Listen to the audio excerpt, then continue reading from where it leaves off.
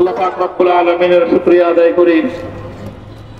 আল্লাহর দ্বীনের কথা বলার অপরাধে যখন আমাদের সন্তানদের লাশ এবং তাদের রক্তমাখা বুলেট বিদ্ধ সেই মরদেহকে সামনে রেখে আমরা যখন আমাদের ন্যূনতম প্রতিবাদটুকু উচ্চারণ করতে গিয়েছি, তখন আমাদেরকে কারারুদ্ধ করা হয়েছে, আমাদেরকে নানাভাবে নিষ্পেষণ করা হয়েছে। জমিনে আল্লাহর দ্বীন কায়েম করতে চাই, আমাদের তাআলা ইলা কালিমাতিন সাওয়াইন বাইনানা ওয়া বাইনাকুম এই এক মন্ত্র উজ্জীবিত হয়ে আল্লাহর দ্বীনের ঝান্ডা সমুন্নত করবার এই আন্দোলন এবং সংগ্রামে আমি নিজেকে উৎসর্গ করার ঘোষণা করছি। আল্লাহর দ্বীনের কথা বলার অপরাধে, আল্লাহর দ্বীনের বিজয়ের ঝান্ডা এবং কেতন উড্ডীন করার প্রত্যয় ব্যক্ত করার অপরাধে, আল্লাহর জমিনে আল্লাহর দ্বীন প্রতিষ্ঠার আন্দোলনের অপরাধে আমরা অনেক ভাই কারারুদ্ধ হয়েছিলাম। পর্যায়ক্রমে সকলেই আলহামদুলিল্লাহ জিন্দানখানার লৌহ প্রাচীর ভেদ করে মুক্ত জীবনে ফিরে এসেছেন।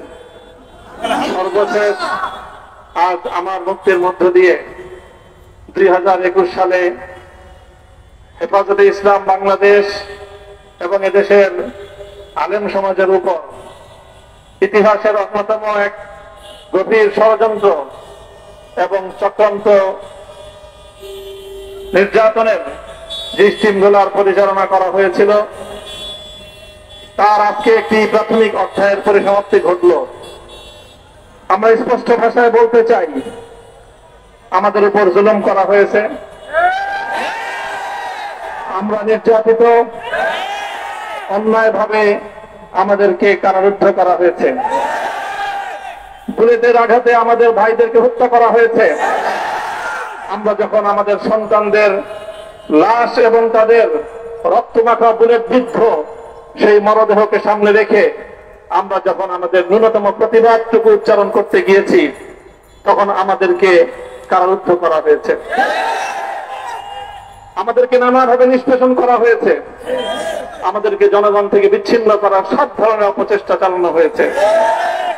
আমি আজ এই মুহূর্তে আমার এই মুক্তি উপলক্ষে আমি বলতে চাই, আমাদের উপর জুলুম করা হয়েছে, এটাকে আমরা সহ্য করে নিলাম। আমাদের ভাইদেরকে হত্যা করা হয়েছে, সেটাও সহ্য করে নিলাম। আমরা আমার সন্তানের লাশ কাঁধে তুলে নিয়েছি, সেটাকেও আমি হাসি মুখে বরণ করে নিলাম। আমাদেরকে অপমান এবং লাঞ্ছনার সব ধরনের ষড়যন্ত্রের সম্মুখীন হতে হয়েছে, সেটাও আমরা হাসি মুখে বরণ করে নিয়েছি। কিন্তু আল্লাহর জমিনে আল্লাহ এবং তার রাসূলের কোন সম্মান এক মুহূর্তের জন্য আমরা বরদাস্ত করে নেব না। আমরা আমাদের সর্বোচ্চ ত্যাগ এবং কোরবানি স্বীকার করতে প্রস্তুত রয়েছি, জীবন দিতে প্রস্তুত রয়েছি। আল্লাহর জমিনে আল্লাহর দ্বীনের ঝান্ডা সমুন্নত করেই আমাদের যাত্রা থামবে ইনশাআল্লাহ। হয়তো শাহাদাত, নয়তো খেলাফত ইনশাআল্লাহ। আল্লাহর জমিনে খেলাফত প্রতিষ্ঠার যে আওয়াজ পৃথিবীর দিকে দিকে উচ্চারিত হচ্ছে, সে আওয়াজ বাংলার জমিনে খেলাফতের এই আন্দোলনকে চূড়ান্ত গন্তব্যে পৌঁছাবে ইনশাআল্লাহ। আমি বাংলাদেশের আলেম সমাজ, হেফাজতে ইসলাম বাংলাদেশ সহ বাংলাদেশ খেলাফত মজলিস সহ সকল ভ্রাতৃপ্রতিম সংগঠন, সকল ধর্মপ্রাণ, ইসলামপন্থী বিভিন্ন ছোটখাটো মতবিরোধ, মত পার্থক্যের ঊর্ধ্বে উঠে যারা এলাহে কালিমাতুল্লাহর এই এক বাণীতে বিশ্বাসী, আল্লাহর জমিনে আল্লাহর দ্বীন কায়েম করতে চাই, আমাদের তাআলা ইলা কালিমাতিন সাওয়াইন বাইনানা ওয়া বাইনাকুম এই এক মন্ত্র উজ্জীবিত হয়ে আল্লাহর দ্বীনের ঝান্ডা সমুন্নত করবার এই আন্দোলন এবং সংগ্রামে আমি নিজেকে উৎসর্গ করার ঘোষণা করছি। এবং আমার সকল ভাইদেরকে, আমি সকল উলামায়ে কেরামকে এবং ধর্মপ্রাণ মুসলমানদেরকে, ইসলামী নেতৃত্বকে ঐক্যবদ্ধভাবে এই সংগ্রামের ঝান্ডা সমুন্নত করবার, ধারণ করবার আহ্বান জানাচ্ছি। আমি আবারও বলছি, আমি আমার আলোচনার শুরুতে কোরআনে পাকের সেই আয়াতটুকু তেলাওয়াত করেছিলাম, হযরত ইউসুফ আলাইহিস সালাতু ওয়াস সালাম কারামুক্তি এবং প্রকৃত যারা অন্যায়কারী ছিল, সেই অন্যায়কারীদের স্বরূপ ওনার সামনে উন্মোচিত হয়ে যাওয়ার পর, জাতির সামনে তাদের স্বরূপ উন্মোচিত হয়ে যাওয়ার পর তিনি যে কথা বলেছিলেন, আমিও নবী ইউসুফ আলাইহিস সালাতু ওয়াস সালামের অনুসারী হিসেবে তার সুরে সুর মিলিয়ে কণ্ঠে কণ্ঠ মিলিয়ে কথাই বলতে চাই, লা তাসরিবা আলাইকুমুল ইয়াউম, ব্যক্তিগত আক্রোশের প্রতিশোধ আমরা কারো কাছ থেকে গ্রহণ করব না। সকলকে আহ্বান জানাই, মাদ্রাসা, স্কুল, কলেজ, ভার্সিটি কোন শিক্ষা ব্যবস্থার ছাত্রদের মধ্যে বিভেদ করার বিশ্বাসে নীতিতে মামুনুল হক বিশ্বাস করে না।